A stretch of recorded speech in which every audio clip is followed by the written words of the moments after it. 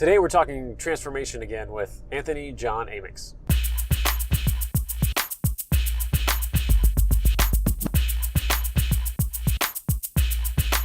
So I've got another quick snippet for you with Anthony John Amyx. AJ and I, we recorded our episode the other day, and afterwards we kind of stopped on the side of the road there and chatted a little further. Really wanted his insights on some of the things that I have going on as I build this agency, as I just go through life, right? And so I shared some of that in the last vlog episode a couple of days ago, and we went a little bit further on, and I segmented these out because it wasn't, it was something that's going beyond even sort of what I should focus on in business and everything, and it really digs into some things that I think are limitations for me just going through life that I'm working through and figuring out, and wasn't positive I'd share with all of you. But I think there's value in it, especially since AJ, gave some great insight and advice regarding what I brought up, and then also to just share and have anybody else going through any kind of limitations or feelings of doubt or anything, and see that somebody else is going through that as well. So let's jump into the vlog episode now, and I'll be back at the end with a couple of more takeaways that I have from it. This may or may not. If you're watching this, it stayed in the show. So I wanted to get your take. I was just talking to Julian Placino over the episode number 9 of the Jason Kraft Show. Good friend of both of ours. And we shot his first video version of the Pathways to Success. We did a little blog post over the weekend, a little vlog. And it was really interesting, even as much as when you and I sat down last week, I was kind of catching you up on, here's my direction on the show, and I felt energized and all this kind of stuff, and here's what I'm doing. When Julian and I were catching up kind of after we'd shot, it was, that clarity was not there at all. It was just like, and I was describing the same things of what I want to do, this core anchor product of, really interviewing people, and I feel like I'm missing exactly who my target audience is, but I really defined, I think it is solopreneurs, and here's why. Successful folks who have a business, have revenue, and see the importance and the value of this core anchor product of interviewing for somebody for an hour, create a month's worth of content for them. And described that, he got it. It was there. But then there was he was kind of digging in more and like, well, is there more to this? Is it small business? And that was, he's like, because that's, what you do is completely applicable to the small business, the 10 million plus, business level. And it was so funny because Julian he's very quiet, takes everything in, and then gives you these really insightful nuggets back out. And in complete honesty too, he's just like, honestly, I'm not feeling it from you. I don't feel it. You seem, this isn't it. Something's missing. And he was right. It wasn't like there was a fight. That wasn't like, what do you mean? Right, it was just like, whatever. And just going through things. And it was just an interesting conversation. So I'm still finding that. So I think that's what certainly brought up that whole question. How do you figure out what to be and go and do?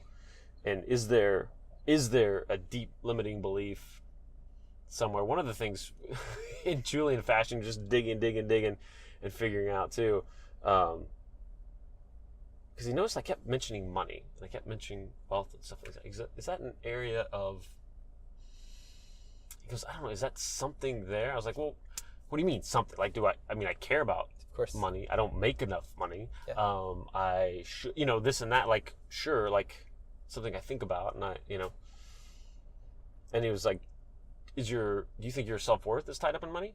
I said, oh yeah, for sure, without a doubt. And I was like, and then I was like, look how quickly I answered that. Look how much certainty I had. Of course. And I don't know that that's even a negative thing. That your self-worth tied up in money? Mm-hmm. So I don't think it's self-worth tied up in money.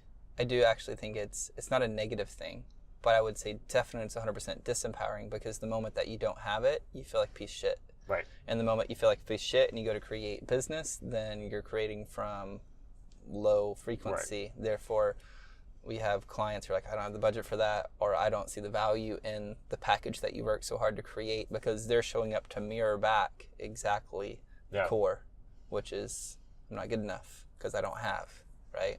Yeah. So definitely, I mean, there's definitely work to do there to clean that up. So what I'd have you do, and if this is going to go on the show, I'm going to tell you as well, if you're experiencing something like this, is to make a list of as many events that you can remember where you didn't feel like you were good enough, and write those down. Whatever those events were, I don't care if they're trivial or it doesn't matter to me. Like I know for one that I had where I didn't feel like I was good enough. It sounds so stupid, but I'll just share it for everybody to hear. I was like 10. I was in third grade. I was 1993, so I wasn't even 10. I was like 8, I guess. However you are, 93. I was 8 or 9. And Nirvana had released an album called what was it? Oh, it was their Unplugged album in 94. Okay. 94. So it was in 94. So I was 9. And I was singing one of the songs. I don't know. I loved it.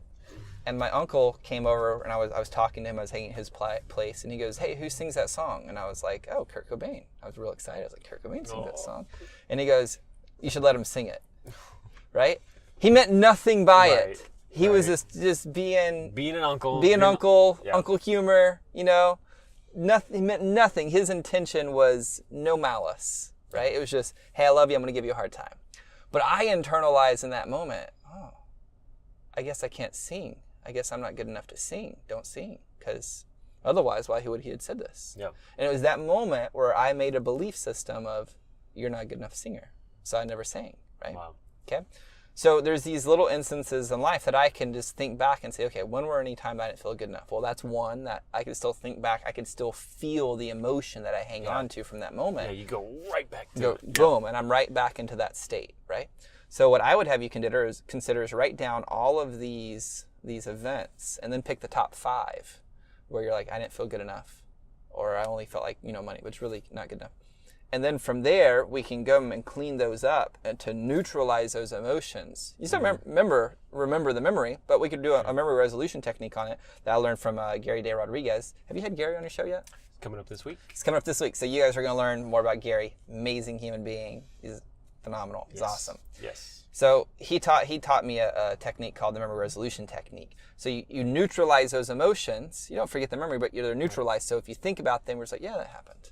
But you're not tied to it. So when you're now playing the game of life right now in this moment, when something happens, you're not bringing all of these past emotions into the present and then resonating those out into the planet, right?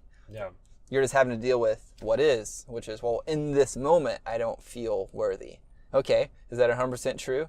No, I am worthy, and then you could take action. Right? But it's really hard to take action if you're bringing all of these other past emotions every time. And taking all of this unworthiness that you feel just in this moment because of what happened and amplifying it by 10,000 because of all these past anchors that just like, well, I'm not worthy because of this and of this and of this and of this and of this.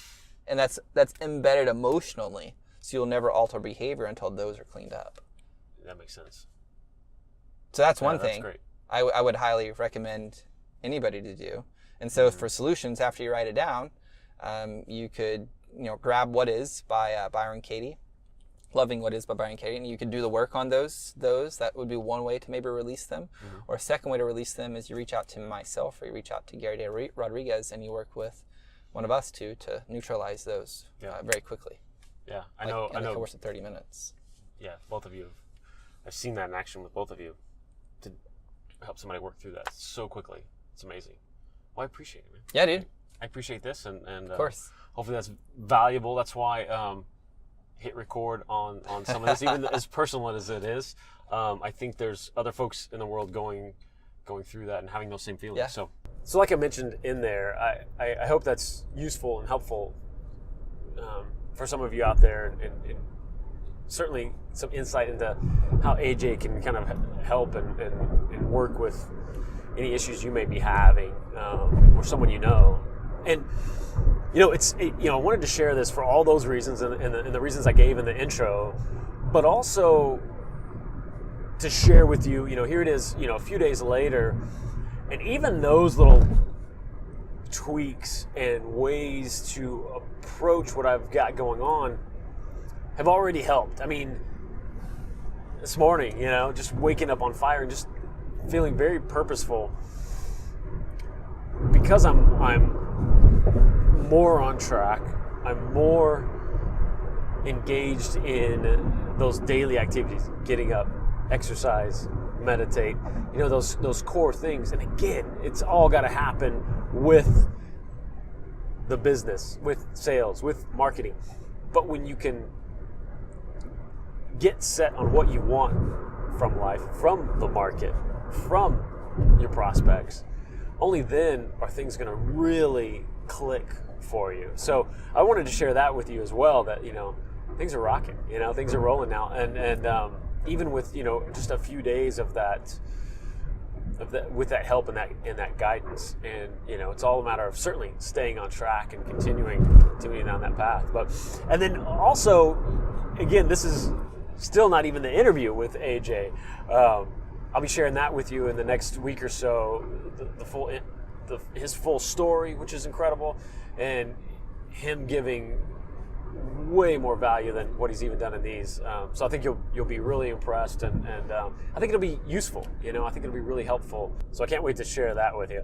And if you like episodes like this, if you like interviews like on the Jason Croft Show, make sure you subscribe here on YouTube, and we'll see you on the next one.